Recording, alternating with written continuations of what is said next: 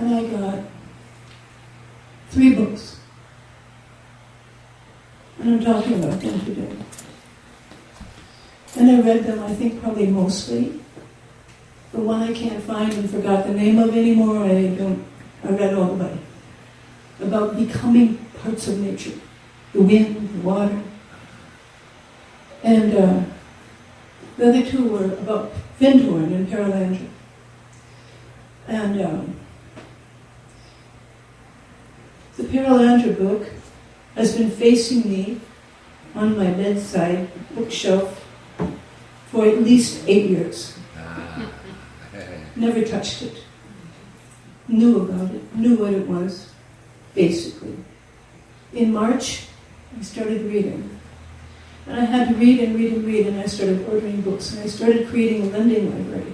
And I have been on fire with this message. And I'm not even all the way through this one, again, for this time. But it's filled with writing and notes. And so is this one. And so is this one. And this one we're really working on a lot. Now, what this story is that, first of all, I'm sure many of you have heard of or know a lot about Findhorn. Show me if you have. Okay. And have you heard also about Carolyn? Okay, smaller group. I think of that as the next step. I think of that as chapter 2 of the story from nature. So quite a few hands went up on Findhorn. I'm going to be a little bit brief here, but I'm going to just recount very briefly here.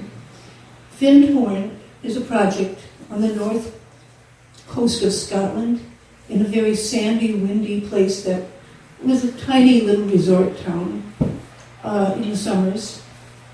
And there are 3 adults whose story is gone into deeply, being prepared for listening to God and letting God be above all else, including the married couple, each other.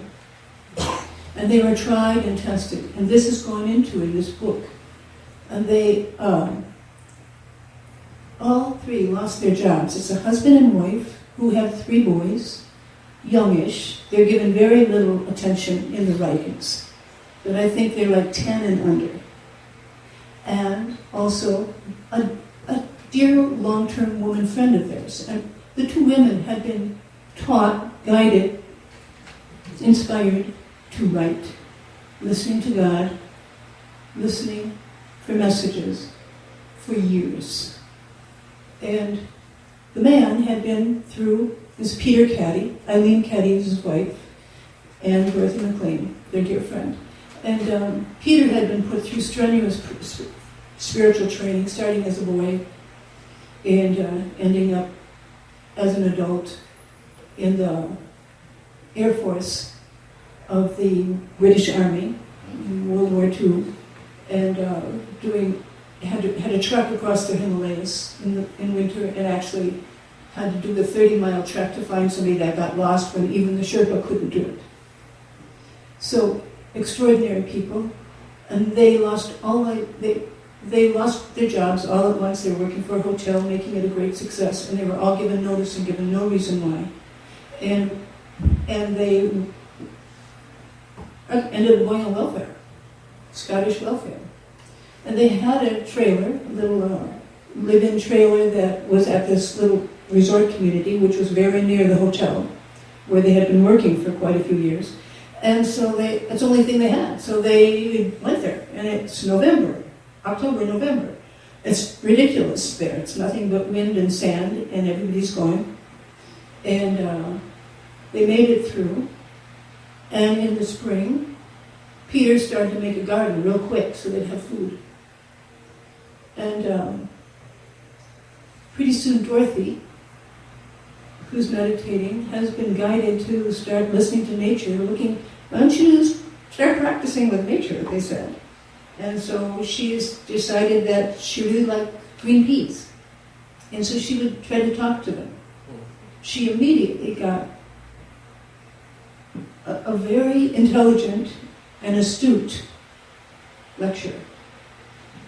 on how human beings treat the nature kingdom and how it's a little bit hard for them to trust us.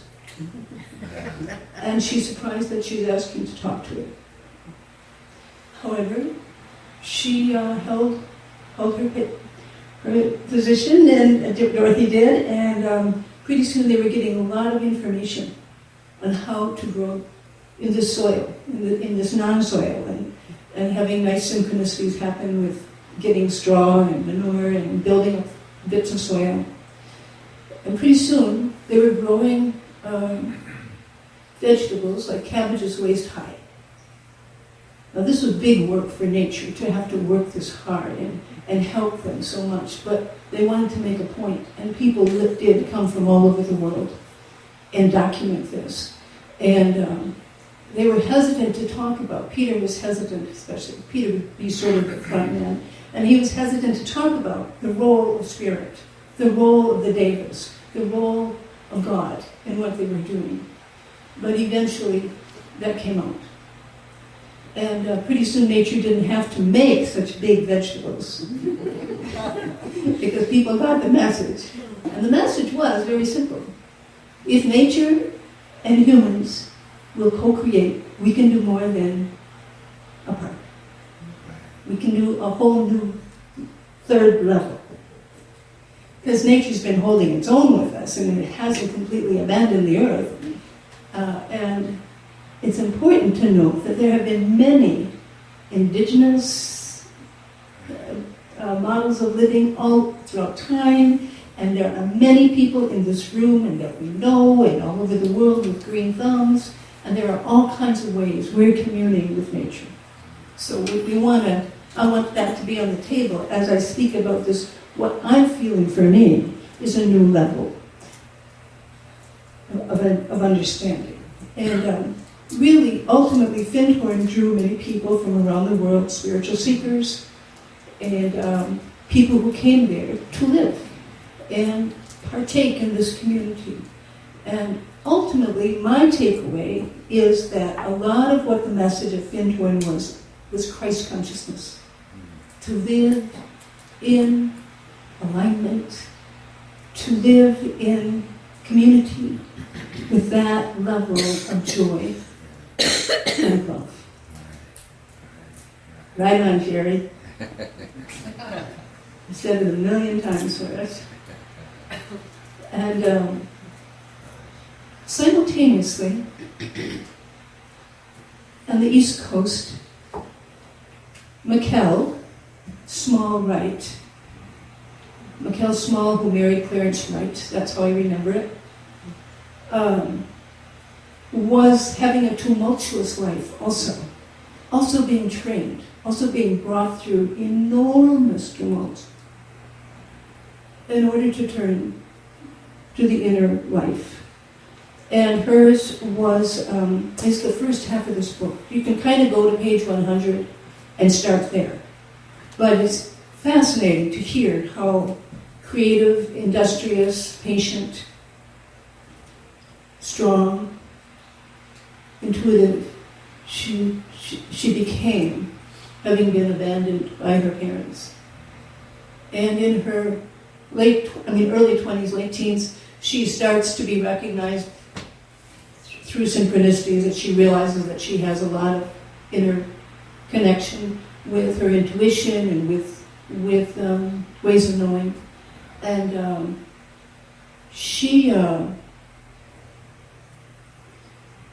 checks out a lot of mainstream Christianity, and she kind of drifts away from that. She's sort of seeking, and ultimately, in her early 20s, she and Clarence get married, and they move outside of Washington, D.C.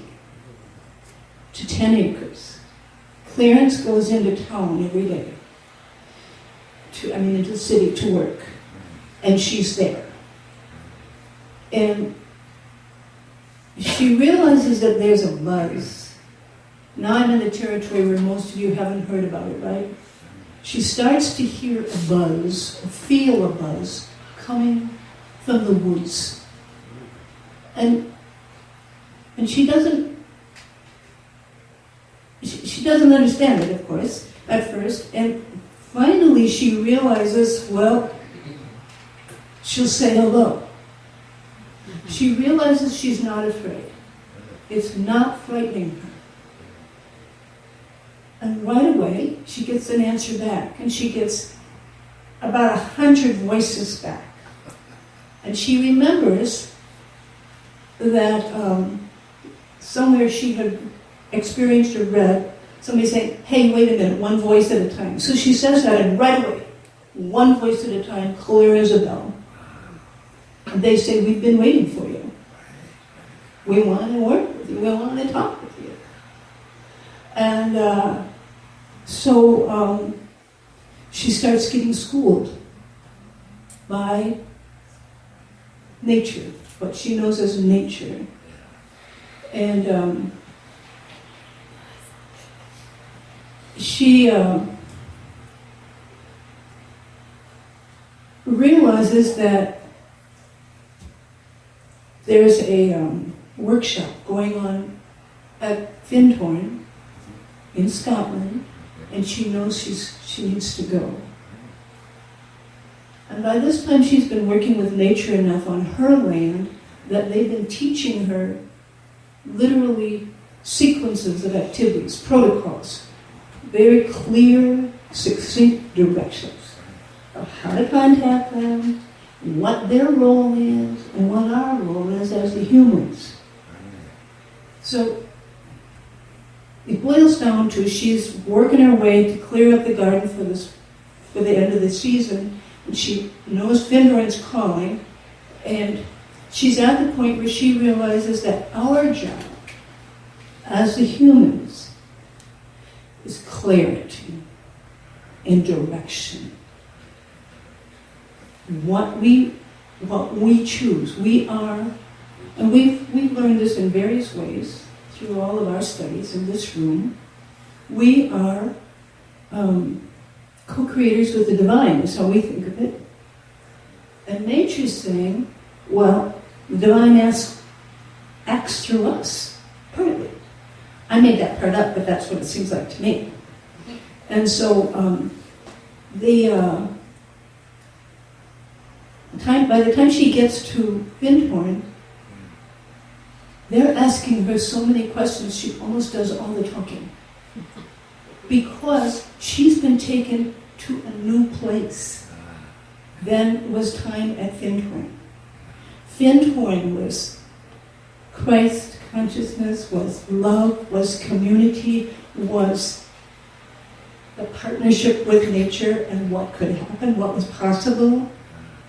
And her work is the next level, which is how can we as humans work respectfully, equally, with this whole other, I'm going to make this word up too, a whole other civilization, a whole other culture that's living all around us, everywhere. The pews, the rug, and certainly what we think of as life. The stones, the wood, obviously the plants. And the deal is that at least in the modern world, we've done nothing but abuse and take, as in general, not as individuals, but in general.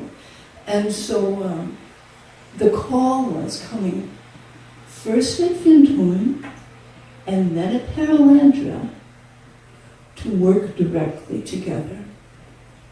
And so I'm going to go back now for a minute to Findhorn, and I'm going to read my favorite short passage. It's 218, and it's the first time that Pan appears. And how many of you have a picture in your mind of Pan? Okay, he's wearing that shape, that presence, like the fairies and gnomes and other elementals. They wear thought forms. is what they're teaching us here. They're really light. They're really moving energies of light.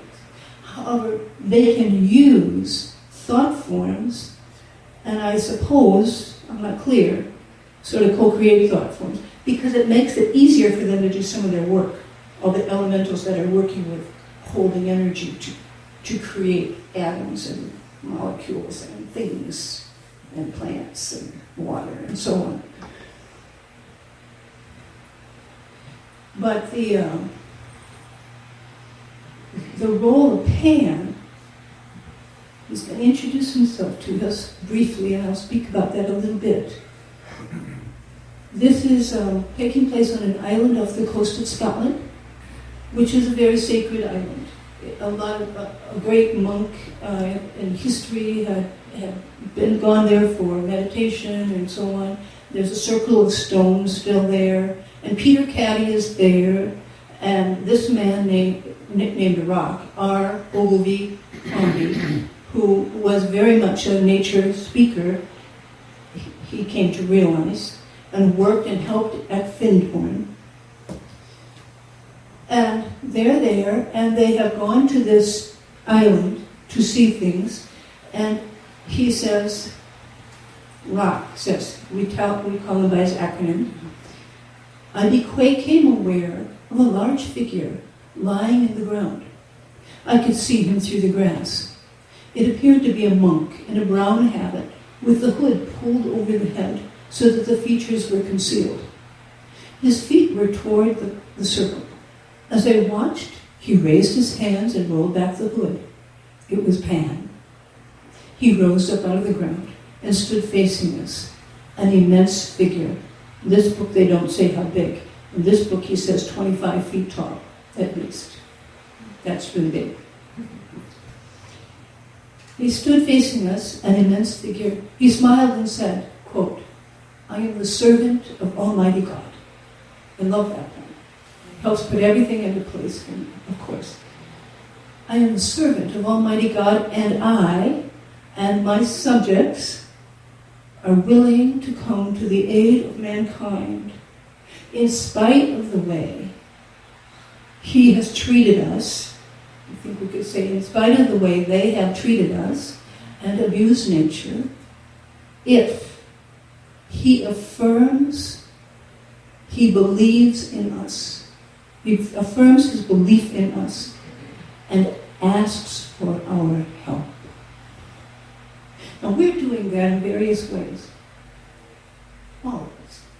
We're praying. We're letting how the prayer gets done get handled by the unseen world. Many of you will have various in-depth knowledge of how that feels and looks to you. As I say, all these other cultures and ways on the planet have done various things. But Pan refers to the nature kingdom as his subjects. Kind of a tricky one for me, but I've accepted it wholeheartedly. They can say anything they want. They're my equals. And so at one point, Rock, Ogilvy, he's the one who Pan makes contact with first, and sort of remains that go-between throughout his life.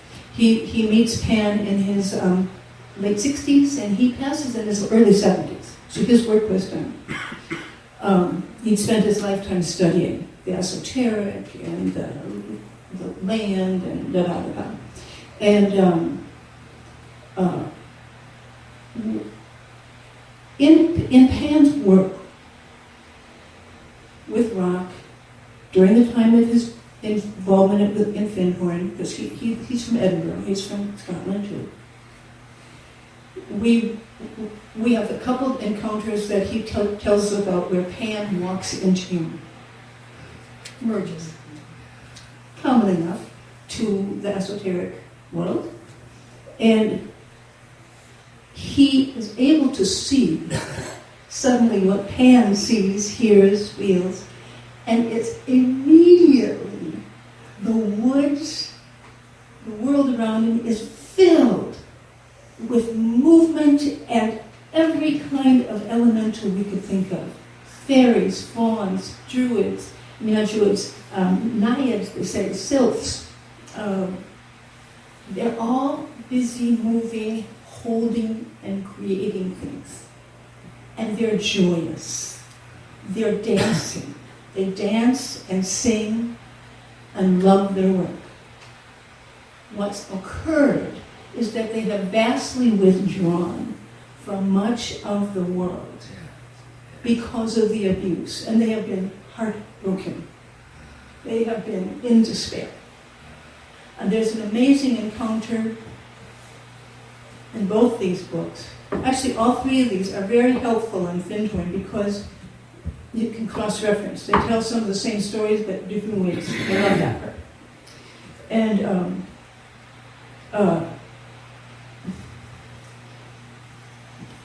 Pan has showed him that they have withdrawn, and we have one incredible scene where there's really a showdown, where it's sort of a place humans are blocked from coming in Scotland, and Rock enters it with Peter, and a number of times Rock has to be a communicator for the human race and apologize and say how much we asked for another chance and how much we didn't know what we were doing, and that he apologizes and he sees the wrong, but he hears them. And so the record went down on that. And my vision and my dream, first when I started putting all this together, I thought, oh my gosh, we have to get the word out to the whole world, because this will help us, of course, with global warming. Because if we have the intention, we clear the oceans. Nature has the means. This is an astonishing reality. They can work with matter. That's their role, and they have to take direction from us, because that's our job. So then I heard an interview with Michael Pollan, and I thought, oh my God, he's the one. He can write a book. I still think that's a good idea. And he'll do all the research just like he's doing with psychedelics right now. It'll be awesome, and he's respected, and he's also put himself as an edgy writer. So I think he'll be a good one. Anybody's got any links there, let me know. But I think that can happen. But then I realized, oh my gosh, this is it for each of us. So I've been talking to Pan. I just say, Pan,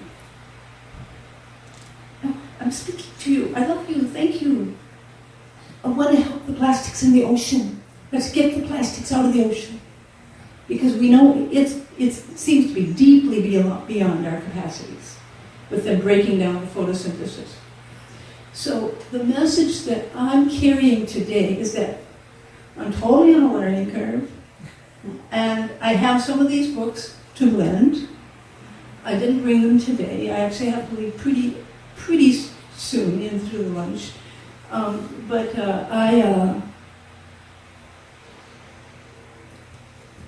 This is the girl, my age group, I'm guessing 70s, okay? This is the girl who's going to tell us how to do everything, you guys. This is my primary health care model now, and this is the website of Carolyn has year after year of testimonial letters that people have written to her about the ways they're working with nature using her protocols, that they're changing the world. I'll tell you one, time is short, but I'm going to give you 2 stories. They're awesome. One's on moles. And she's new to the work at her land, which is now 45 acres, but it was 10 acres then in the beginning, it was 10 acres. And she realizes that the moles are digging up the whole front yard, and there's a woods right next to it. And wouldn't it be nice if they moved over there? They'd have lots of room. So one morning, because she does a check-in with nature every morning, the sort of plan today on the land, and she says, Okay, moles, you're really being a problem in the yard, and I would like you to move over to the woods. And could you please do that tonight at 9 o'clock? She knows her pets will be in the house then. The dogs love to get at the moles. And she doesn't hear anything back. Oh, and then she says, well, why don't you make sundown? Because she figured they probably didn't know how to tell time. And so she doesn't hear anything, and so she just goes on about her work. And all of a sudden, in about half an hour, she hears a rustle of leaves, and there's at least 100 moles running into the woods. The dogs are so transfixed, they don't know how to do anything. They're just staring. There's lots of stories like that. And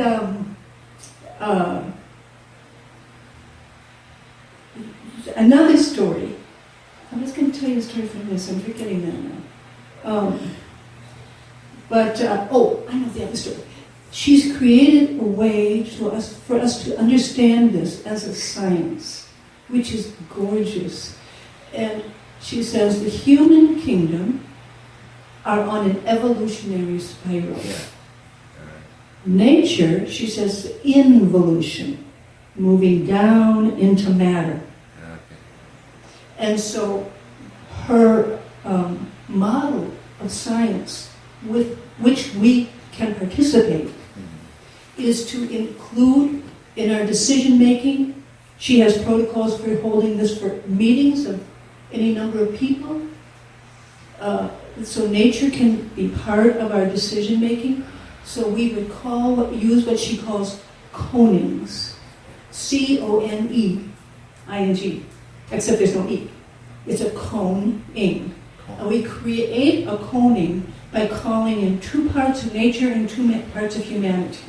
And she tells us how and who they are. But basically, it's the Davic kingdom and Pan for the in nature kingdom. And for us, it's the white brotherhood and our higher self. And then we speak. And there's a few more details, but with this we can work with our health. There's a whole book that I didn't grab called MAP, Medical Assistance Program, that's with the White Brotherhood and our higher self and Pan and the Deva of Healing. And there's the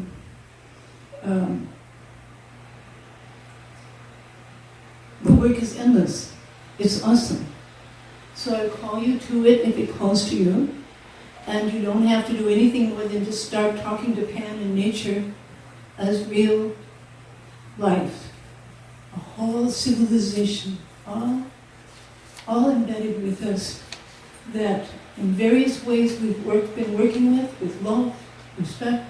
However, now we have protocols to do it more and more directly, and so therefore accurately and co-creatively. That's the deal. And we'll each find our way with it, and who knows what will come next, huh? And that's it.